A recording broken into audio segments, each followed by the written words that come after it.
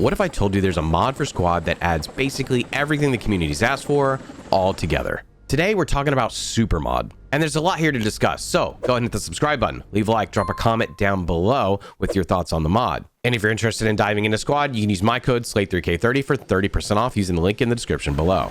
Now, Supermod is developed by the Tactical Collective, and they've worked on a ton of mods for Squad, including the Squad Overhaul mod, the VDV mod, the Japanese Defense Force, and the French Faction mod.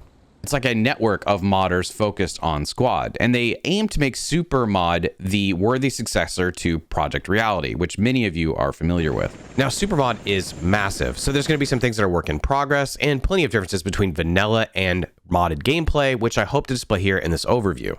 For example, there's over 30 factions available in the mod, with 50 or so planned. So in addition to having factions you're familiar with, you're also going to get things like the African insurgents, the French Land Army, Syrian forces, and plenty more, like special forces and elite units, which is where you'll see factions like the French Special Forces, the Marine Force Reconnaissance Unit, and the United Kingdom Special Forces, amongst others. Now, what's interesting is the Special Forces come with different gameplay elements. For example, they cannot build halves.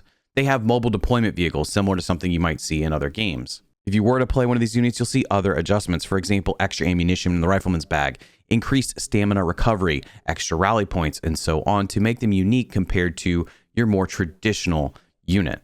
And I think this is kind of interesting because it's a faction choice that can change gameplay. Now, of course, we all enjoy assets. We want all the fancy toys that we can have in game. And of course, this game has a lot of them, especially given the amount of factions that are incorporated.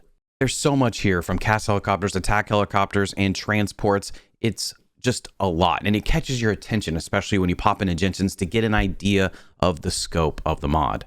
Tactical Collective claims that there's over 1,000 different vehicles when you include variations of some of the same vehicles. And you'll see variations of just about everything, including different types of logistics vehicles, different types of transports, and of course, vehicles entirely new to Squad. And it goes without saying that there's vehicles in Supermod that are stuff that's requested by the community that have been incorporated in this mod. And of course, with that, you may find vehicles that would add additional functionality or in-game functionality and gameplay options like mobile spawn vehicles, which of course is just something that's been introduced to Vanilla Squad. But there's also different types of mobile artillery, something that the community has asked for. I think what's fun here is looking at some of the possibilities. I'd be interested to see how more of this plays in the game to see how it may affect gameplay. But Supermod has even gone as far as to go ahead and add attack helicopters like we just looked at, along with AA. So of course, you're going to see vehicles dedicated to countering helicopters, and helicopters will also have flares that will certainly light up the sky and grab your attention. It's interesting because not only is this added capability within Supermod, but it adds roles to infantry and to vehicle operators to help counter what helicopters can be capable of on the battlefield. Now, speaking of helicopters, pilots are going to rejoice in the fact that they're going to get a heads-up display. This is going to gather all the information from your instrument panel and keep it directly in front of you, regardless of where you are free looking. Now, I'm not much of a pilot, but I did find this pretty helpful not to have to really look anymore at the instrument panel to find out this information. And I'm sure more advanced pilots will find this super helpful, especially when flying in contested areas or trying to just move a little bit faster through their progression of certain systems within the helicopter. Now, one cool thing that's being implemented for Supermod is the ability to auto-zero using MBTs. Just by aiming and hitting C on the keyboard, you can set a specific target. The gun will automatically auto-zero that. You can reset it with Control-C and then set your next target. There is a slight delay between actually designating the target and the auto-zeroing to actually happen, which I feel is somewhat of a balancing act. So there's a ton here just within vehicles, but what's also important to note is the level of detail put into the rest of the experience, especially when you're incorporating so many different factions that are currently not in base game. Not only do you have to come up with different camos or gear, you're also looking into different kits. And I was really curious to see what special forces might include. Of course, they're going to have some cool factor attached to them. They're going to have silencers, different types of scopes, and plenty more to make them different from your normal conventional faction. While some of your more conventional forces will seem pretty similar to what we have in vanilla, you of course have some things that stray differently. Maybe you'll have troops with some extra capability. For example, there are breachers within Supermod that come with a shotgun. This is a weapon that's been requested in Vanilla Squad by the communities, a breacher role, something that could also counter drones. Another thing that I've heard requested from community members would be the ability to switch out optics on the same weapon, or have multiple optics on the same weapon. For example, this scenario where you have a 3x sight, flip it to the side, and you got your holographic ready to go without having to go back to an ammo box and switch your kit entirely. which I think could be helpful in maps where you're working from maybe medium to long range distances and quickly closing into urban environments where things become more close quarters. Also, with just the tap of a button, you can angle your weapon, giving you a different sight line. You can also make small micro adjustments to your positioning with the weapon while in combat. There's just more options here that I think more advanced players are definitely going to be interested in. Another highly requested thing from the community for vanilla squad would be rangefinders, which you will find in some of the kits within Supermod. This would be a nice quality of life within the base game just to reduce the amount of times that SLs have to mark range for various squad members. And again, just a reminder, not all of this just exists within Special Forces. These also exist within some of your conventional forces. Some of that added functionality comes with simple things like ladders. Riflemen can actually carry ladders that can help your squad get through a situation, add a little bit of a parkour element to your attack, or give some sort of positional advantage.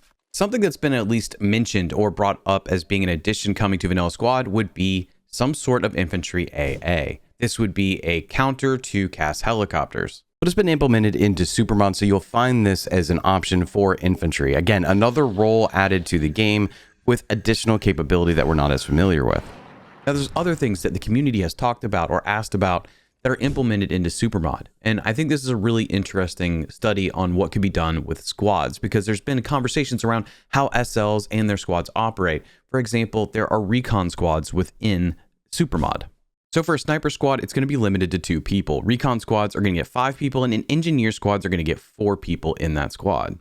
And the engineer squad, I think, is more focused or intended for building. Now, the way this is broken up is something that community members have talked about in the sense of giving squads more purpose or more of a focused directive for what they're going to be accomplishing during a round. Similar to how some other games operate, where you have a little bit more of an intended purpose for that squad specifically at the creation of the squad. And because you can have squads dedicated to sniping, it takes on a little bit more of a serious role. Not only can you have a ghillie suit, you can also set up sniper tents that can hold multiple people in a couple different angles. Personally, I can see how this provides more purpose and more tools for the sniper to not just be the guy that's lagging behind the rest of your squad, sitting on a rock 400 meters behind your group.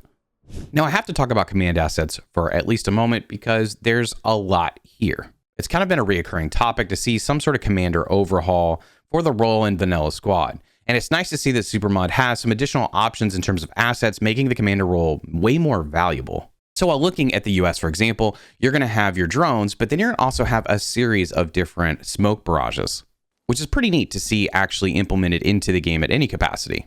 You also have a supply drop, which is basically C-130 dropping a bunch of ammunition to a specific area. While I think this would be easy to find for enemies, it could potentially be a lifeline for some soldiers out in the field that are running low on what they need to fight whatever fight they're in. Under strategic, you're going to get some things that you're familiar with, including heavy mortar barrage, static barrage, creeping barrage, but then we start to get into some new stuff, including a B-52 bombing run. Just imagine seeing this monster flying above you.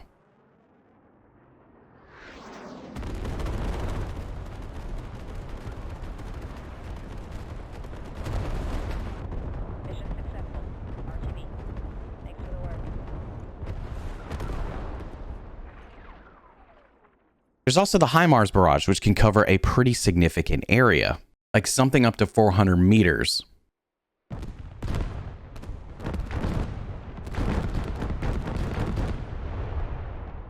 And one notable change to the commander role is that you have to use assets at the radio instead of the HAB within Supermod. Now, Supermod does come with a couple of its own game modes. For example, you're going to have capture and hold, which is going to be similar to something you've seen in Battlefield with Conquest. You're also going to have random, visible, advanced, and secure, similar to what we're familiar with in Vanilla Squad being random, advanced, and secure. However, it's going to be without the fog of war. There's also some differences in maps. One thing that stuck out to me was the half map option for some maps. I think this is a neat way to play something that you might be familiar with, but in a more compressed space. So inevitably, you do have to look at how you advance or move through the map differently. Something like this existed in vanilla for a while, but has been since removed. And one of the last topics is gunplay changes. Essentially, Supermod has built their own version of the infantry combat overhaul. This is somewhere between pre-infantry combat overhaul and that release of the infantry combat overhaul itself. And one of the first things you'll notice about pulling up a magnified scope in Supermod is that there is no blur around the scope itself. That's a significant difference in what vanilla has to offer, despite the fact that you also have an eye cup with this weapon and its scope. Next up, I will say that weapons feel more snappy. ADS is pretty quick compared to vanilla. Additionally, the recoil is way more predictable. It feels pretty quick to actually build confidence in how the weapons operate within Supermod because of that predictability. You'll also notice that the scope feels much closer to the camera, increasing the size of the scope itself on the screen, which I think is super helpful. This feels like it reduces some of the eye strain of having to look into a smaller scope in vanilla Squad. Now here's another side-by-side of some of the weapons where you can get a better feel for how the guns operate and the differences between Supermod and vanilla. A lot of mods tend to adjust how gunplay works, and it's common for folks to lean to modded gameplay because of the preference of playing the modded gunplay. So overall, I'd say the things that stood out to me are better handling of the weapon, especially with recoil, better visibility around scopes because I tend to use magnified optics, and the larger optic itself. Having played this, it'll be interesting to see where Offboard lands with their upcoming gunplay updates. But I do think that the quick familiarity with the weapons and understanding how the recoil works was a nice change of pace. To give you a much more exaggerated example, I took the M240s and I didn't fight the recoil just to give you an idea of the difference between SPM and vanilla gameplay, and I think the results speak for themselves. I think the great thing about modding for any game is to see capability and possibilities that modders come up with that maybe the devs aren't thinking about, or maybe they're things that could be included in the game. I often look at modding as almost like a test bed of ideas, things that the devs can't quite spend time on, but modders can, and modders can play in this playground to create some stuff that could be really cool to see later on. And that's often because it comes from folks that are super passionate about whatever game they're modding for. Now, of course, there's plenty in Supermod that is a work in progress or under development, and that often fluctuates too with updates to the game because then they have to go make some tweaks to continue maintaining what Supermod is meant to be in the eyes of the creators. It's always fun to see what folks are going to come up with for a game. Like, I love seeing the B-52 flying across the screen. I think ideally any community needs to support a modding side because, again, it gives you an added perspective on what could be capable in something like Squad. And I would really recommend trying to support Supermod and other modders in their endeavors to try to create more content around the game. But if you want to take part in Supermod, you can find some servers that are running it on the server browser. You can check out more information on the Steam Workshop or join Supermod's Discord. I'll put some links down in the description below. A big shout out to Repix, the Tactical Collective team, and everyone involved for their support in helping me with this video. And with that, I'll catch you next time.